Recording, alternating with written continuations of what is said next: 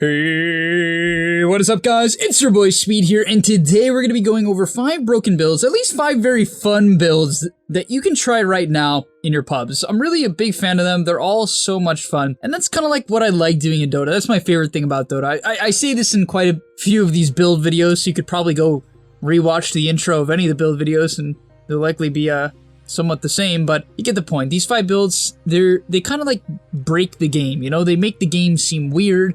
They make the game different from what it usually is, and that is what I love. That is why, after 6 and almost half years of Dota now, I haven't stopped playing. There hasn't been a single day where I'm like, yeah, I don't feel like playing today. Nope, not a single one. Some call it addiction. I say Dota's a good game. Maybe. Maybe it's both. Maybe. It might be both. But right, nonetheless, smash the like button, subscribe to the channel if you're addicted to Dota, and let's get into it.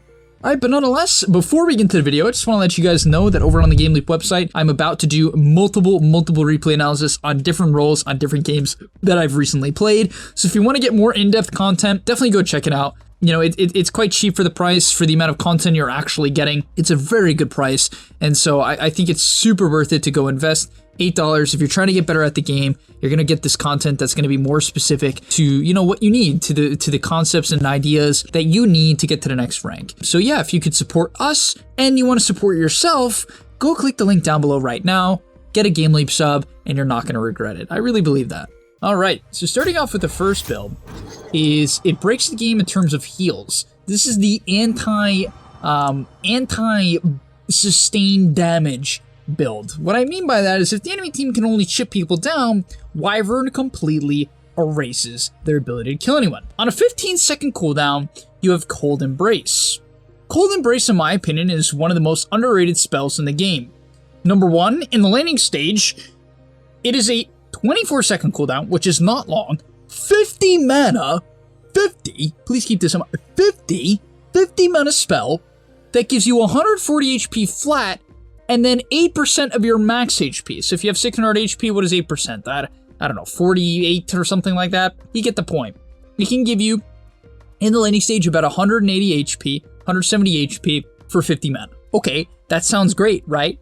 That sounds great. You could take it at level 3, you could take it at level 2. I think most people take it at level 4, but usually you want to take it at level 2 or 4 in my opinion. It kind of depends on how you think the lane's going to be playing. Oh, I'm against Spectre. Oh, I'm with the Spectre. Okay, I'll take my heal earlier on. I'm not going to be pressuring. I don't need range creep secure necessarily, and so you can kind of play it like that. But what actually breaks the game about this hero? Okay, I know I just kind of brought up Cold Embrace. What actually makes this hero stupid?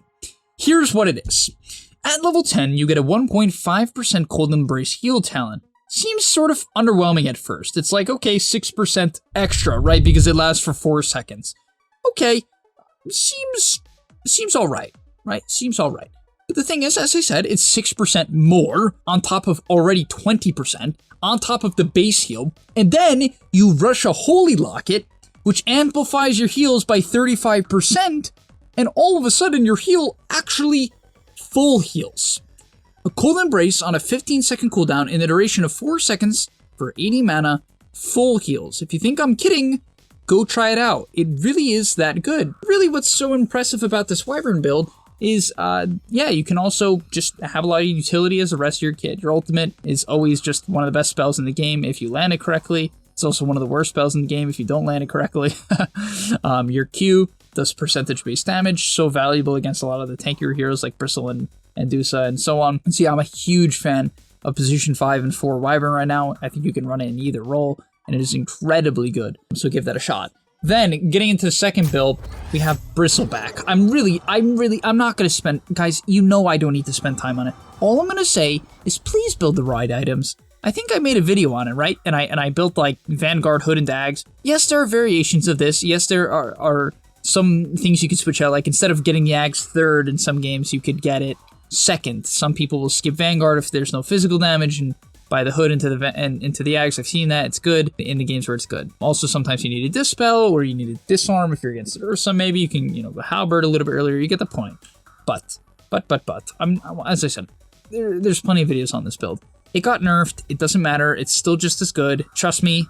It's, in my opinion, broken. Just go watch how the pros abuse it. Do not rush an Eternal Shroud. If I see one more person rush Eternal Shroud, I'm going to blow my brains out. Guys, it is not good early into the game. You are spending, like, what, How much is the recipe on that item? 1100 gold or something like that? Do you know how much gold that is in the early game? You are spending like 1800 gold if you combine them with Voodoo Mask cost to get Spell Lifesteal. Yes, the mana is okay, but you don't need it. You have a mana talent and a soul ring, and maybe a wand. You don't need the mana.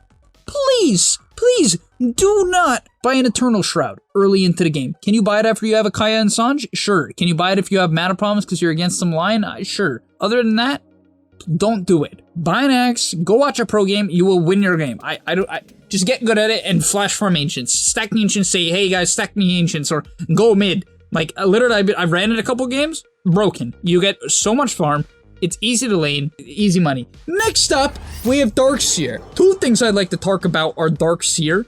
Number one is the Axe. Such a fan of this Axe. I think it's one of the best in the game. I absolutely love it.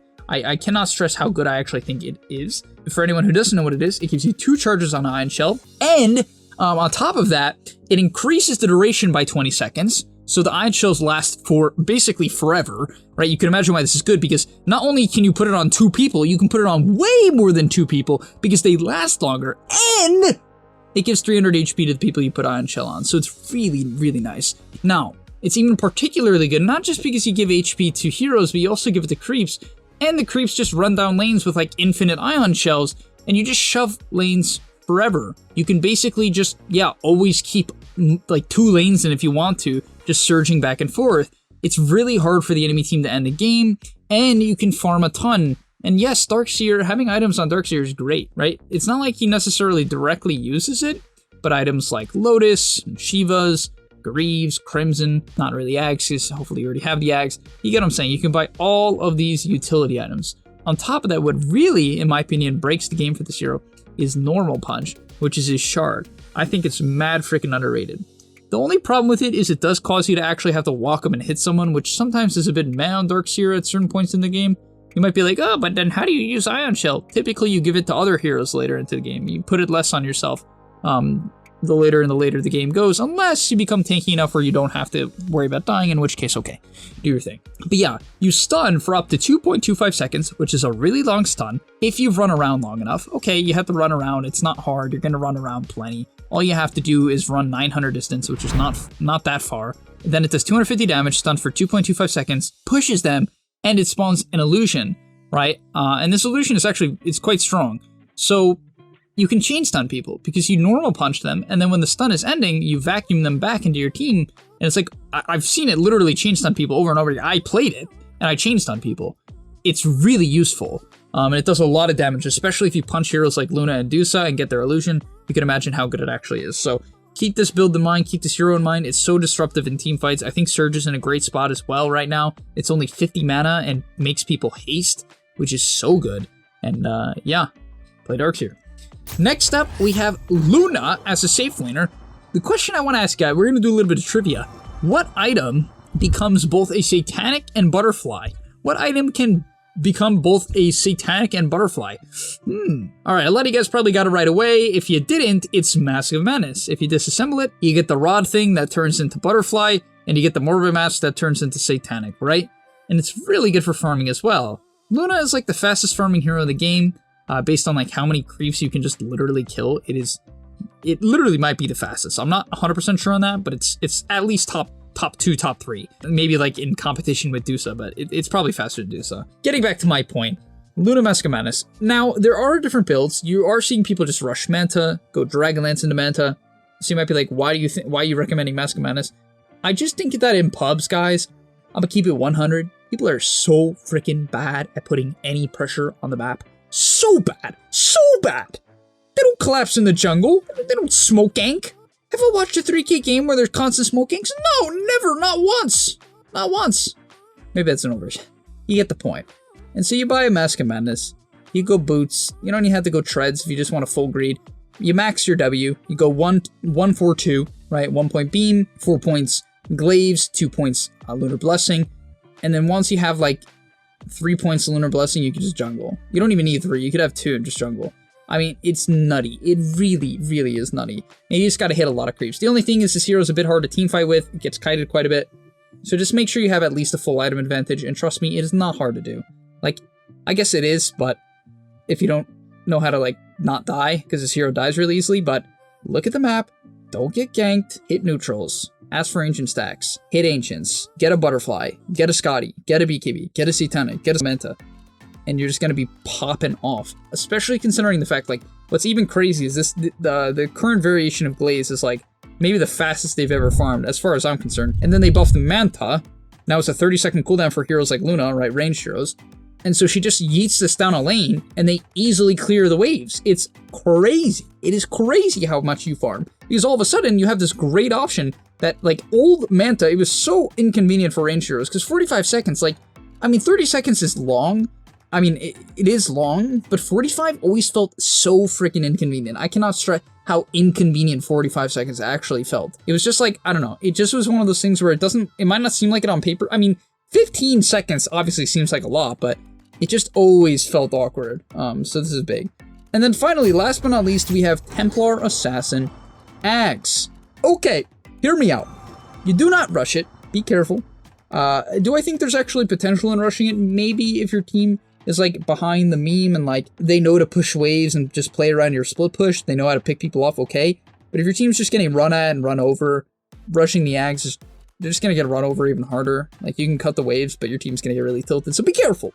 Be careful. How I recommend playing TA, even though she's an okay safe laner, I'd just stick to mid, go Dragonlance, and take the level 10 Psyblade talent. If you guys aren't familiar right now, Templar Assassin currently at level 10 has a 100 Psyblade range talent. It's really nuts because that's just flat attack range. It's not range on like how far the Psyblade splash goes. It's just range. Like, it just gives it to you like a Dragonlance does. And then you buy a Dragonlance, which, by the way, gives you 16 agi and 16 strength, something like that. And you're tanky with a really high attack speed because you have treads and a D-Lance, and then you max melt. This is what people have been doing. I mean, there's been some E-maxes as well, leaving meld at 1, which is okay.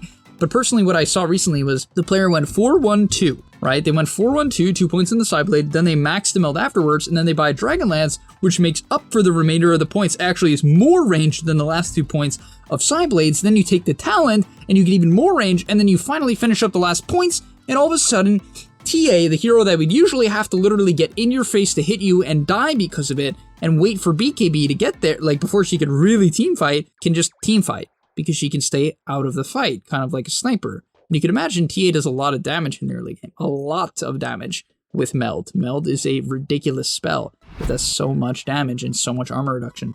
And yeah, so getting back to my point, Dragonlance, Blink, Deso, that is the build I recommend going most games. Some people go D-Lance, Deso, you just kind of have to determine whether or not you need the Blink. Personally, I think Blink just allows you to play the map aggressively, allows you to reposition in fights, and with Dragonlance and Blink combined, it's really easy to position in fights. Then you go Deso, and then after that, you can go BKB if you really needed to fight and your team just wants to team fight, maybe try to end the game.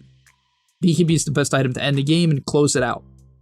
If the game's not ending, and you think it's going to delay, it's going to continue on for a bit, that's when you pick up the Axe. On a 10-second cooldown, you can teleport to any trap in 1 second. 10-second cooldown, it takes 1 second. And you can use it while leashed. It's whack. I literally got pounced on by a Slug, I just TP'd out. I got Omni Slash, I just TP'd out.